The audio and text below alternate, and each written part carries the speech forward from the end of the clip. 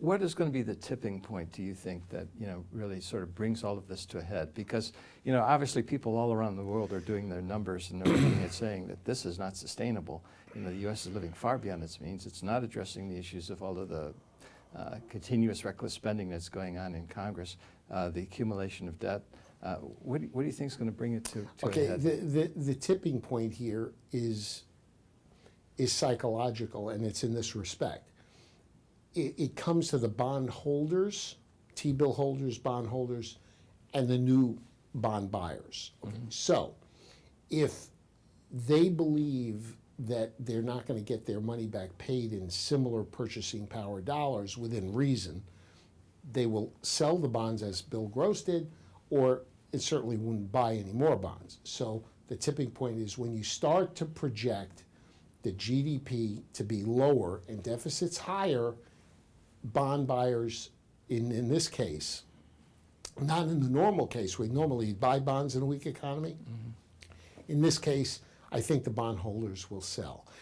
I just came from Brazil. 1993, Brazil suffered inflation of 2,000%. By the way, that's about 28.5% compounded monthly. The highest month was 83%. And they effectively wiped out the debt by inflation, and it worked. I mean, right now Brazil is a part of the BRIC, and it's the B in the BRIC. It's an emerging country, and they sell a lot of commodities, so they're doing very well. But they literally wiped out their debt by increasing their money supply by 10,000 times. That's how they solved the problem. So, I think this is what Bernanke wants, but on a much smaller level. I mean, he's not talking those numbers, but basically that's the only way out. So if you start to go into a double dip because the economy's sluggish, bond buyers should do what Bill Gross does, is sell. What Bernanke's answer is more QE 3s and 4s, and therefore you get into an inflationary environment where bonds are certainly not desired. So that's the tipping point, is when GDP starts to be projected as going down. They keep saying next year 3.5%. See, as long as you have those kind of scenarios, nobody panics. Mm-hmm. Putting the rosy forecast on it, they tend to think that we'll sort of work our way through the system. But if we do get this double dip, and there's a lot of evidence to suggest that we're going well into it. Housing, for example, is turning down very rapidly again in many parts of the country.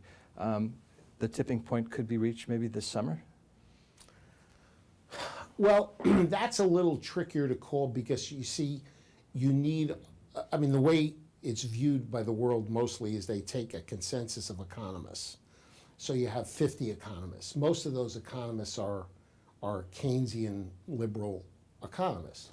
And therefore they're going to skew the numbers to make it look a bit more rosy than it is. So really what you have to do is play that a little bit week to week using your own judgment, because it is a difficult thing to do when a government doesn't want to tell you the honest opinions of what it's doing, and they all hide these numbers.